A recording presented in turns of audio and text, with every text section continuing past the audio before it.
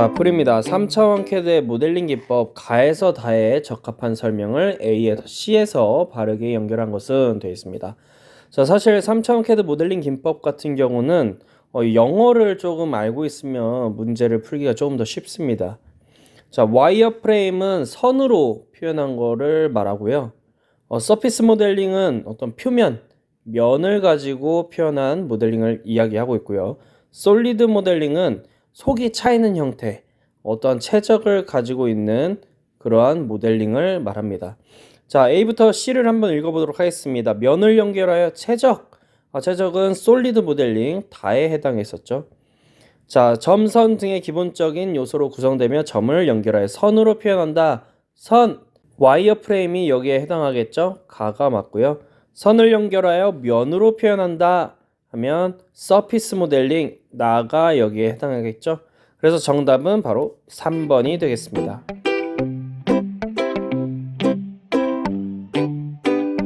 해설입니다. 첫 번째로 와이어 프레임입니다. 지금 보이는 모양과 같이 그림이 그려지고요. 선분을 이용해서 표현하게 되고 최소한의 정보만을 활용하며 소요시간이 적게 들고 그만큼 선만 사용하기 때문에 용량이 적다라는 특징이 있습니다. 다음으로는 서피스입니다. 면을 이용해서 이렇게 나타내고 있고요. 면을 이용해서 표현하고 있죠. 고체 부피 관성 모멘트를 계산할 필요가 없고 표면 렌더링이나 화면용으로 데이터를 출력하는 용으로 쓰인다라는 특징이 있습니다. 자, 다음으로 마지막으로 솔리드입니다. 어떠한 속의 내부를 가지고 있죠. 최적으로 표현을 하고 있고 형태, 속성에 대한 다양한 정보 분석이 가능하다라는 특징이 있습니다. 교과서는 여러분들 교과서 이렇게 4군데에서 찾아볼 수 있겠습니다.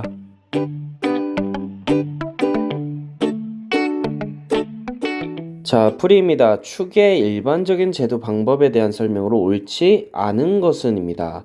자, 첫 번째, 센터 구멍을 표시할 수 있다. 맞죠? 중심선을 수직 방향으로 하여 세로로 세운 상태로만 나타낸다가 아니라 보통 가로 형태로 나타내죠. 자, 길이 방향 절단이 무의미한 경우에 길이 방향으로 전단묘를 나타내지 않는다. 맞습니다. 길이 방향의 수직인 단면 형상이 동일한 경우 길이가 긴 축의 중간 부분을 파단하여 짧게 표현할 수 있다. 맞죠? 보통 이렇게 긴 게 있으면 파단을 해서 이런 식으로 나타내기도 하죠. 그래서 정답은 2번이 되겠습니다.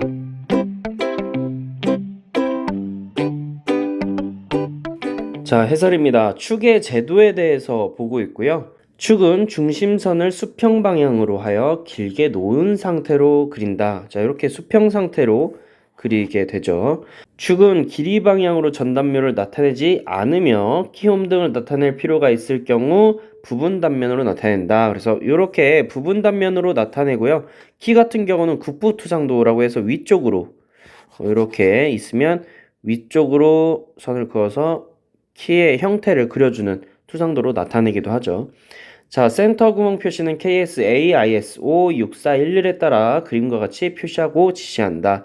이렇게 축을 표시할 수 있습니다. 자, 다음으로 축의 길이가 긴 축이나 테이퍼 축의 경우 중간 부분을 파단하여 그림과 같이 짧게 표현하며 축의 치수는 실제 치수를 기입한다.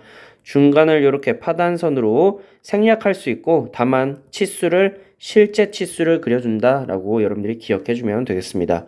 출처는 이렇게 3개의 교과서에서 확인해 볼 수 있습니다.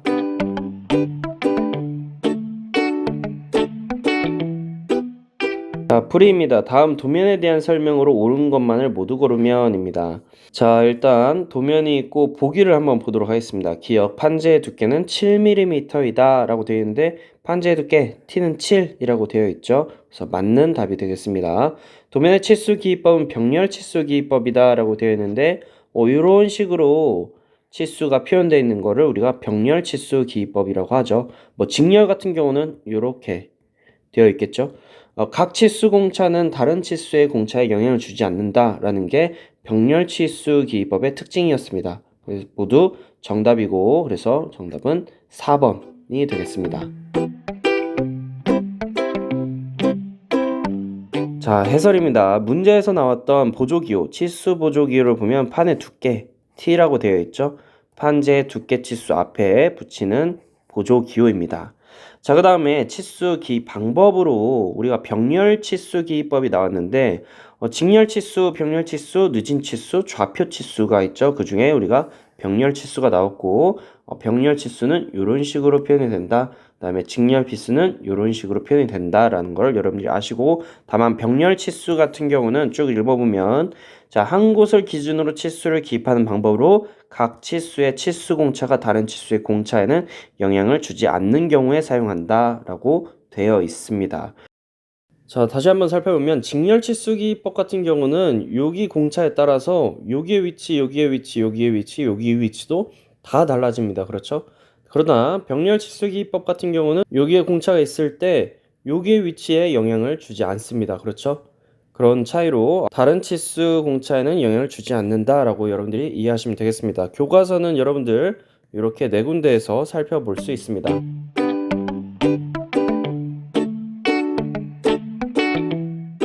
풀이입니다. 그림의 용접 기호에 대한 설명으로 가나에 들어갈 내용을 바르게 연결한 것은입니다. 용접 기호는 가의 맞대기 용접을 나타낸다 라고 되어 있는데 맞대기 용접인데 V형 맞대기 용접이죠.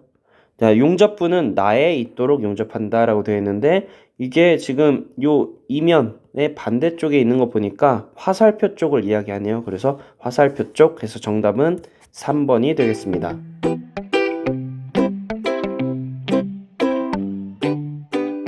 자, 해설입니다. 용접 기호로 이렇게 V형 같은 경우는 V형 맞대기 용접이라고 합니다. 자, 좀 용접 기호를 표현하는 방법에 대해서 좀 더 살펴보면, 자, 5번 용접부가 이음의 화살표 쪽에 있을 때는 기호의 실선 쪽에 기준선에 기입한다. 실선 쪽 기준선에 기입한다. 어떨 때? 화살표 쪽에 있을 때. 용접부가 이음의 화살표와는 반대쪽에 있을 때는 기호를 파선 쪽에 기입한다. 요런 부분이 화살표의 반대쪽에 있을 경우, 이런 부분은 화살표 쪽에 있을 경우를 이야기합니다.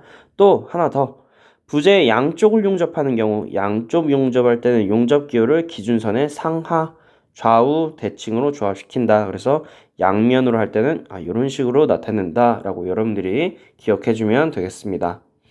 자, 여러분들 교과서에는 이렇게 네 군데에서 찾아보실 수 있습니다.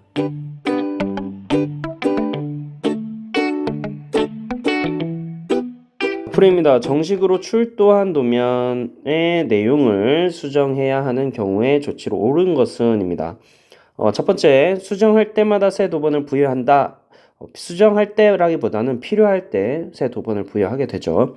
수정 사유나 날짜를 기입하지 않는다. 기입해야 됩니다. 수정 후에 도면관리 부서에 수정 내용을 알려야 할 필요가 없다가 아니라 알려야죠. 자, 수정 전의 치수는 중간에 줄을 그어 알아볼 수 있게 한다. 수정 전의 치수를 알아볼 수 있게끔 줄을 그어서 관리를 해야 됩니다. 자, 정답은 4번이 되겠습니다.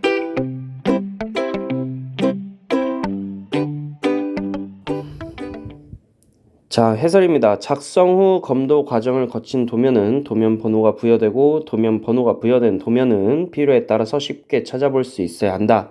따라서 도면의 보관, 출도, 회수 및 폐기까지 모든 이력은 도면관리 부서에서 체계적으로 관리해야 한다라고 되어 있습니다. 그래서 수정 이력 이런 것까지도 도면관리부서에서 알 수 있도록 해준 게 맞습니다.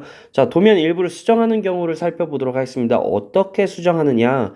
수정된 부분의 수정 기호를 표시하고 도면 변경란에 도면 변경 이유, 연월일을 기입한다. 이때 수정 전에 도형 치수 등을 알아볼 수 있도록 해야 한다라고 되어 있습니다.